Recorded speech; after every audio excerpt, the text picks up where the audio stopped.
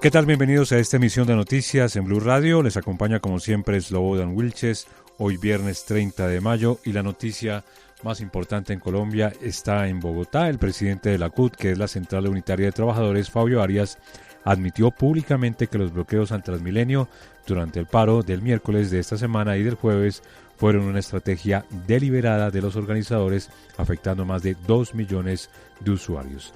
Le responde el alcalde y anuncia una denuncia penal. Pablo Arango. La polémica del momento corre por cuenta del presidente de la CUT, Fabio Arias, de la Central Unitaria de Trabajadores, que reconoció que los bloqueos registrados hace 2 días en Bogotá, que afectaron más de 2 millones de personas, sí fueron convocados y programados por las centrales obreras. Así lo reconoció al inicio ayer de un cabildo abierto en la Plaza de Bolívar, en el centro de Bogotá.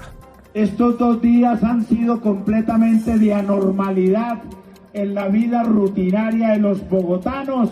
Lograron realizar bloqueando el transporte masivo de Transmilenio, que era una de las tantas formas con las cuales veníamos a realizar este paro nacional de 48 horas. Pues el alcalde Carlos Fernando Galán anunció demandas frente a estas declaraciones porque dice: quisieron joder, literalmente usó esa expresión, a los bogotanos y por ende van a demandar a las centrales obreras. El señor Arias confiesa claramente y abiertamente que los bloqueos al sistema de transporte de Bogotá, Transmilenio, no fueron una acción aislada, una acción deliberada de quienes convocaron el paro, básicamente para afectar los derechos de la gente que se desplazaba al trabajo, a la educación, acceder a atención médica, básicamente para joder a la gente. Bogotá no puede permitir que eso suceda. Por eso, con base en esta confesión, mañana mismo Bogotá va a presentar la denuncia penal para que sea la justicia la que investigue y determine esa responsabilidad. Ayer se presentaron manifestaciones en la capital de la República. Las principales se registraron con disturbios en Usme, en el sur de Bogotá, y también en la Carrera 30 y en la calle 26, en inmediaciones de la Universidad Nacional. Durante varias horas estuvieron bloqueadas importantes avenidas de la capital de la República. Más de 200.000 usuarios se vieron afectados. Entre tanto, el ministro de la Defensa, el general Pedro Sánchez, anunció una recompensa de hasta 20 millones de pesos para quien ayude a capturar a los responsables de atacar a un CAI de la policía en Popayán, concretamente en el barrio La Paz. Allí la comunidad intervino, reaccionó y provocó la huida de los vándalos. Vamos a Cali, Lina Vera. La comunidad del barrio La Paz en la ciudad de Popayán se enfrentó a un grupo de encapuchados que pretendía atacar el CAI de la policía del sector con papas bombas. Según el relato de algunas personas, los encapuchados buscaban atacar a un patrullero de la policía que se encontraba al interior del lugar. Al ver que el uniformado se encontraba solo, la comunidad salió en su defensa expulsando a los agresores del sitio para evitar una mayor afectación. Maribel Perafán, la secretaria de Gobierno del Cauca. Por lo tanto, debemos rechazar este tipo de actos que no hacen otra cosa sino dañar y empañar, por supuesto, todo el ejercicio democrático que han estado haciendo las organizaciones el día de ayer, que todo transcurrió en total normalidad y que hoy, por supuesto, nos ponen en una condición diferente. Minutos después llegó la unidad de diálogo y mantenimiento del orden para recuperar el control en el sitio y evitar un enfrentamiento entre los vecinos y los encapuchados. También arribó un equipo de la Personería Municipal para atender posibles afectaciones a la comunidad. Y en medio de los bloqueos que registró durante 48 horas la zona industrial de Cartagena, el ministro de Minas y Energía, Edwin Palma, firmó el decreto del programa Colombia Social que elimina los subsidios a las comercializadoras de energía. También el ministro fue cuestionado por algunas declaraciones donde respaldó los bloqueos. Dálida Orozco. Cartagena experimentó un prolongado bloqueo a su zona industrial. Fueron cerca de 48 horas de restricción casi completa a la movilidad en una de las zonas de producción y portuarias más importantes del Caribe colombiano. Centrales obreras, sindicatos y organizaciones campesinas se concentraron en por lo menos 5 puntos de bloqueo este miércoles y jueves. El ministro de Minas y Energía, Edwin Palma, llegó hasta uno de los puntos de bloqueo en donde lideró un cabildo popular. Desde allí, el jefe de la cartera de energía firmó el decreto del programa Colombia Solar por el que se elimina los subsidios a las comercializadoras de energía. Poder desatar ese programa de Colombia Solar para que los subsidios que ustedes no los perciben las empresas distribuidoras, y por eso lloran todos los días que les paguemos los subsidios, para que esos subsidios los podamos proyectar hacia futuro y convertirlos en subsidios por especie. En su paso por Cartagena, el ministro también lanzó dardos en contra de los empresarios e industriales, de quienes dijo pagan grandes cantidades de dinero para que defiendan su capital. Y sigue la crisis en Ecopetrol. En las últimas horas, la Junta Directiva de la estatal emitió un comunicado en el que asegura que ni el Comité de Auditoría ni la misma Junta fueron consultados respecto a la firma del polémico Otro Sí, con una firma de abogados de los Estados Unidos que tiene contra las cuerdas la continuidad incluso del propio presidente de la compañía, Ricardo Roa. Sergio Barbosa.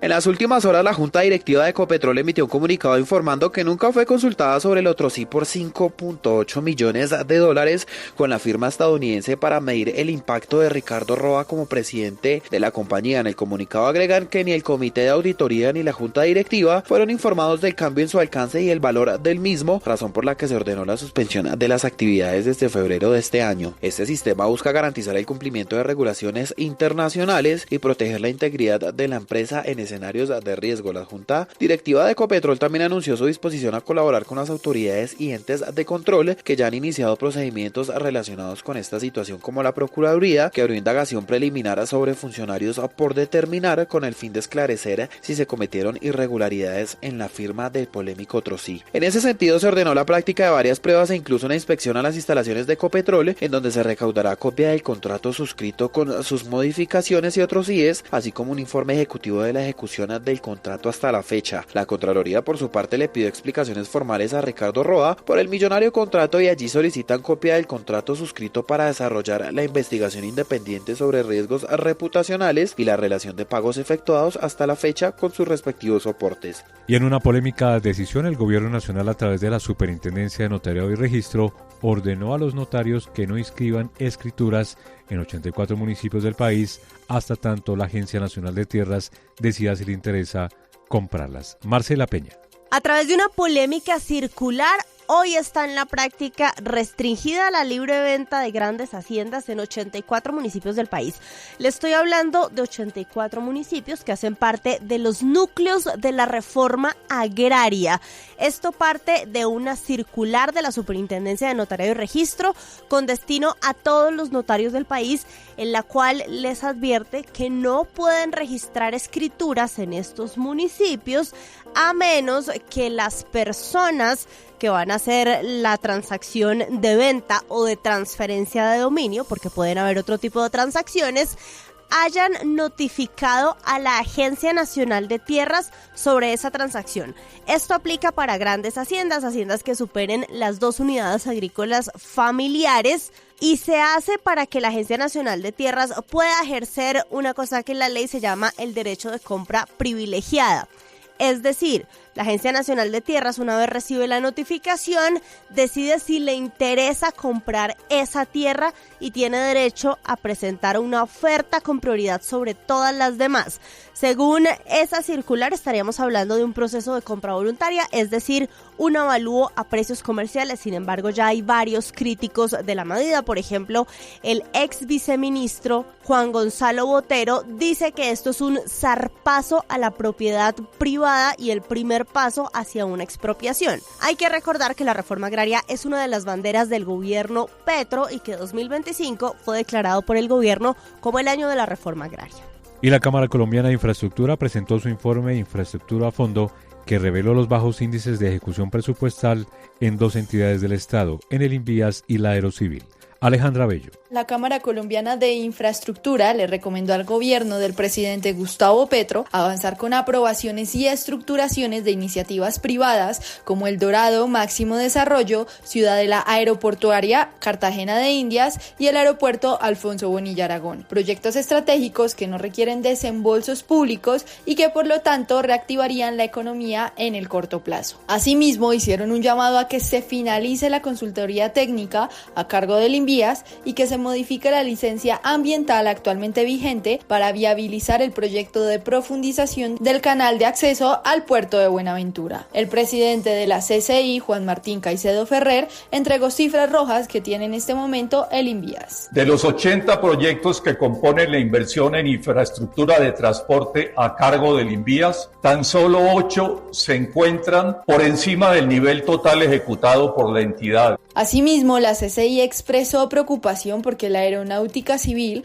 solo ha ejecutado el 8,2% de su presupuesto asignado entre el 1 de enero al 30 de abril de este año, representando una caída de 5,8 puntos porcentuales si se compara con el mismo periodo de los últimos 6 años. Por todo esto, la entidad solicitó a la ANI y al Ministerio de Hacienda para que avancen con celeridad en la búsqueda de la mejor alternativa para que estos proyectos sean incorporados en el marco fiscal de mediano plazo que será presentado en junio de 2025. En noticias internacionales, hay confusión en Estados Unidos luego de que otra corte, esta vez de apelaciones, tumbara la orden de anular los aranceles del presidente Trump. El gobierno celebra en medio de la incertidumbre. Vamos a Washington, Juan Camilo Merlán. No habían pasado ni 24 horas para que se presentara esta decisión de una corte de apelaciones, dejando sin vigor la determinación de la Corte de Comercio Internacional que tumbaba los aranceles del presidente Trump. Esta corte de apelaciones concedió una moción al gobierno para pausar la aplicación de ese fallo que tumbaba los aranceles. Una pausa de manera temporal mientras se avanza la disputa judicial de fondo sobre si el presidente puede o no imponer aranceles masivos sin autorización del Congreso. Los mercados cerraron ligeramente al alza en medio de la confusión por la serie de decisiones judiciales. En todo caso, la Casa Blanca celebró la determinación y aseguró que, de ser necesario, irá hasta la Corte Suprema para defender la bandera de política del presidente Trump. Y cerramos con deportes porque la Federación Colombiana de Fútbol dio a conocer la lista oficial de convocados para los partidos ante Perú y Argentina. ¿Cuáles son las novedades? Le preguntamos a Fabio Poveda. Finalmente se acabó la espera. La Federación Colombiana de Fútbol dio a conocer la convocatoria de Néstor Lorenzo para afrontar los partidos ante Perú en Barranquilla y Argentina en Buenos Aires por las eliminatorias mundialistas. Un total de 26 jugadores aparecen en el listado, en los que sobresale por supuesto James Rodríguez y Luchito Díaz, que viene de ganar el título de la Premier League de Inglaterra con el Liverpool. Varias novedades aparecieron en la convocatoria, como Yasser Asprilla del Girona de España, que reaparece, al igual que el defensor central del Cruz Azul mexicano Willer Dita y el lateral izquierdo del Lens de Francia David Machado. En el listado igualmente aparecen los delanteros John Hader Durán del Al Nassr, John Córdoba del Krasnodar de Rusia y el Cucho Hernández del Real Betis de España. El combinado nacional está obligado a sumar por lo menos 3 puntos para asegurar su clasificación al Mundial del 2026. Y hasta aquí esta actualización de noticias. Les acompañó Slobodan Wilches. Feliz resto de día.